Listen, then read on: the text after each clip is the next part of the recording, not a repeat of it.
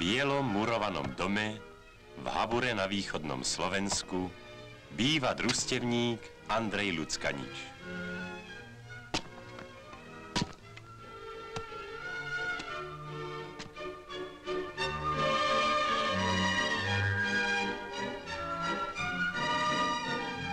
Početná rodina žije si tu spokojne a šťastne.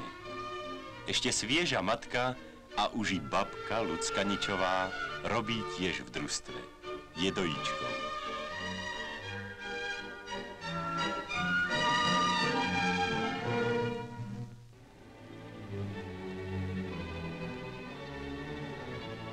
Kedysi roľník v tomto kraji hrdlačil.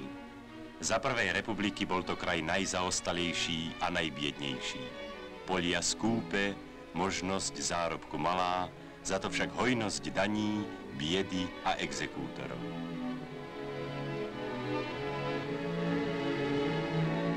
Bieda rástla, dane a exekútori sužovali ľud k zúfaniu. 13. marca 1935 miera trpezlivosti pretiekla. Ľud už nemohol zniesť beznádej trpenie. S nenávisťou v očiach, s kameňom a zbraňou v ruke postavil sa na odpor utláčateľom. V Habure a Čertižnom tiekla krv. Vláda neodpovedala pomocou, ale žandárskou posilou. Ľud však statočne povedal pánom a ich žandárom svoje.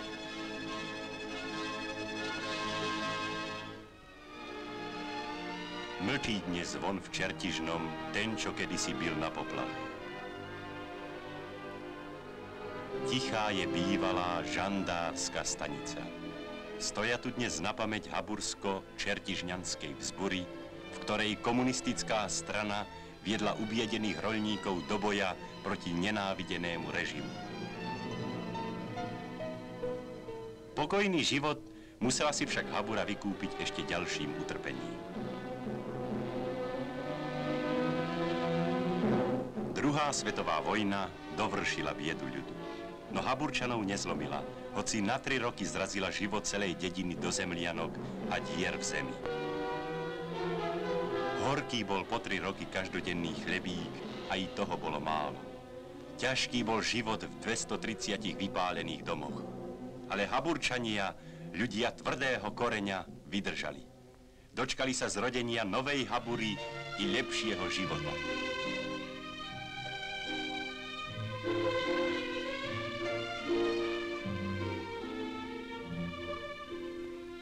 A haburské deti nepoznajú už biedu a nevedia, kto to bol exekútor.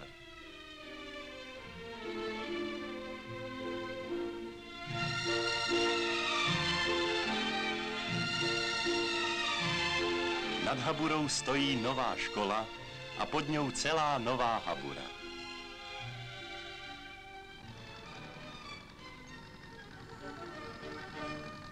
A tam, kde sa kedysi plahočil roľník s kravičkami alebo koníkom, behajú do strmých vrškov oceľové tátoše. Aj napriek tým, čo neprajnícky tvrdili, tu vo vrchoch družstvo nikdy nebude. V Habure družstvo je. A veru nie je zlé.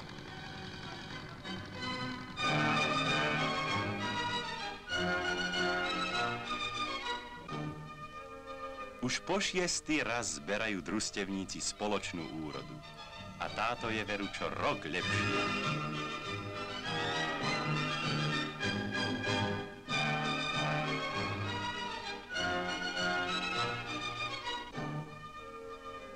Družstvo v Habure vedie mladý predseda Pavel Petrík.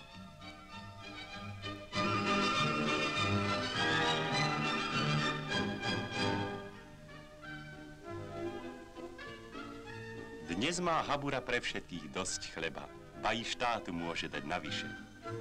Akýto rozdiel oproti minulosti, kedy ho tu nebolo nikdy dosť.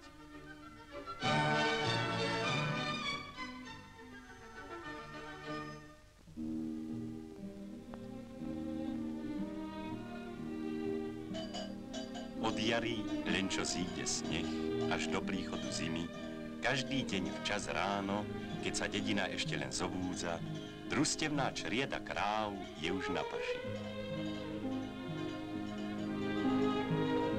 Pastvy je na okolitých vrškoch na dostač. Tak sa družstevníci rozhodli, že výrobu zamerajú prevážne na chov rožného statku.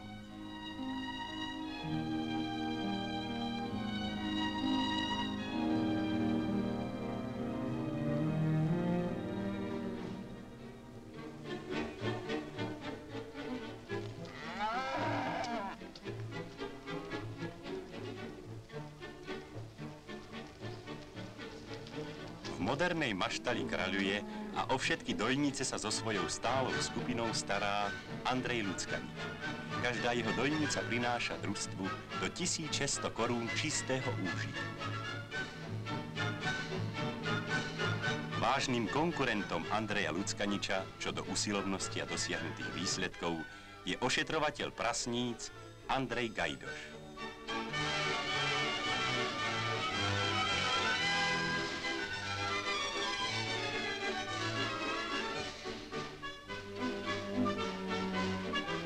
Andrej Gajdoš dosahuje od jednej prasnice priemerne 16 odstavčiat namiesto plánovaných 10.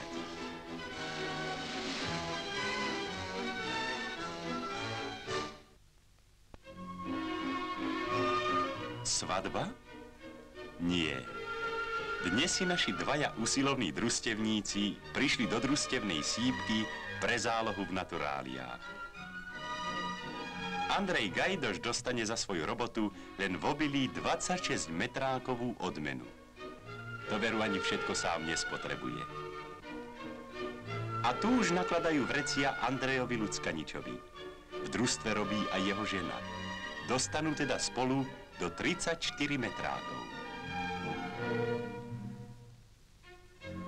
Tak, ešte Andrej podpíš a už si to môžeš odviezť domov.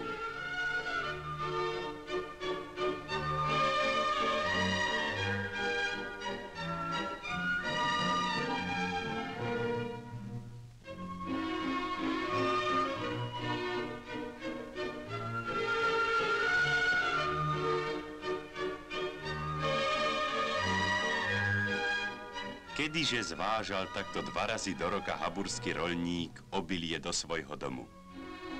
Nikdy.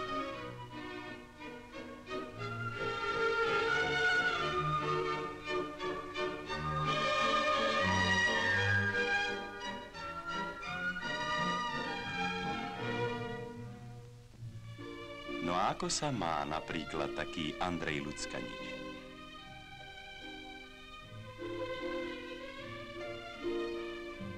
Nuž on i jeho žena nemôže inak povedať.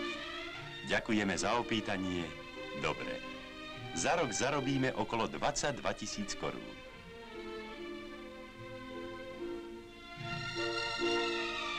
Máme veľký dom s pekne zariadenými izbami.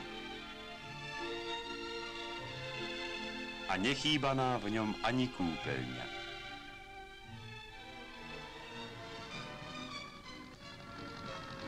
Leto na horách býva krátke. Hneď je tu jeseň a s ňou i pilná robota okolo druhého chleba horského kraja.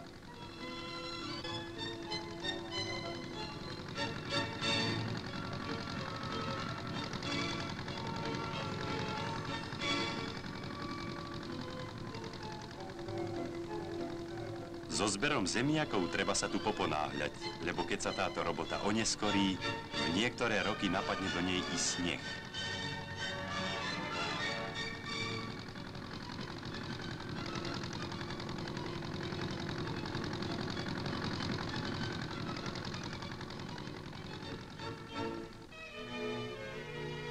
Na stráňach vrškov i v dolinách okolo Habury pasie sa črieda družstevných oviec. Ovce má už 5. rok na starosti družstevník Michal Michalco so ženou. Počuj, Michalco, jednu chybu robíš. Prečo ty nedáš ovce na celý rok na hory? Musíš presvedčiť všetkých družstevníkov, aby tam postavili salaš.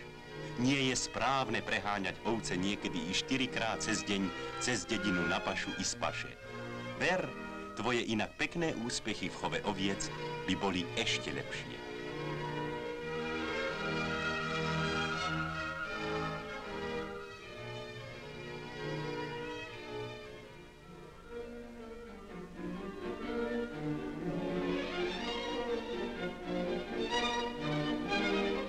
Pozrite, Haburčania, koľké bohatstvo máte vo venci vrškov a hôr okolo svojej dediny. Toto bohatstvo máte len zanedbané. Svoje pasienky a lúky musíte, Haburčania, zveľadiť. Správne robíš, Andrej Luckanič, že i v tejto robote ideš príkladom. Nebude to ľahké upraviť toľké pasienky. Potrvá to i niekoľko rokov. No keď pomôžu takí starí revolucionári, ako je súdruh Turok, bol by v tom čert, aby Habura nedokázala postihnúť chov rožného statku na najlepšiu úroveň.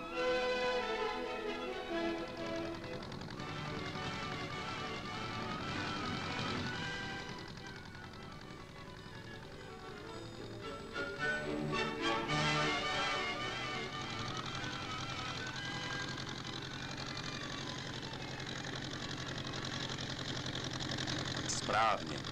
Nevýnosné pasienky treba zorať.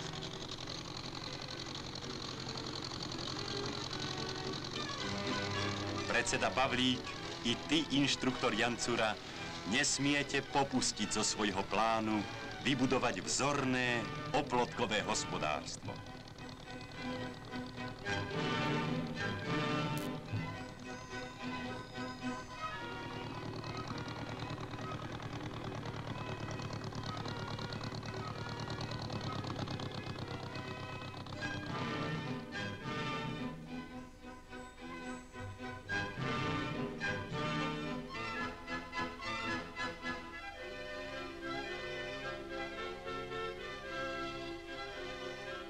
Haburčania, vo vašich vrškoch a pasienkoch je budúcnosť vášho družstva, celej dediny i bohatstvo vás všetkých.